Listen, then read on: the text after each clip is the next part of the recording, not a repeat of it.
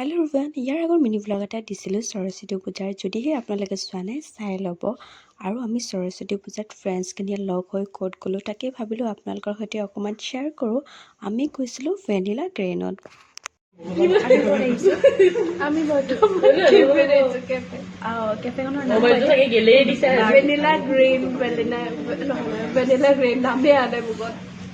আৰু ইয়াৰে পানী বটলৰ দামটো কৈ দিয়ে পানীটো দেখা বহুত বেছি নহয় গাইজ, মাত্ৰ 80 টকা পানী বটল খাবলৈ ভেনিলা গ্ৰীণত আপোনালোকে আহিব। আৰু আমাৰ পানী বটলটো দেখাই দিয়ে আকৌ, তেতিয়াহে গম পাব ইমান ধুনীয়া পানী বটল। আৰু যদি খাবলৈ মন যায় ইয়ালৈ ডাইৰেক্ট ভিজিট কৰিলে হ'ল। আমি এড দিছোঁ এইটো 80 টকা। আৰু ইফালে আমাৰ বাইদেউ আহি পালে, আৰু ইফালে হাই কৈ দিয়া বেদান্ত চাহৰ দে শুনি বোলে মাথা ঘূৰাই গৈছে।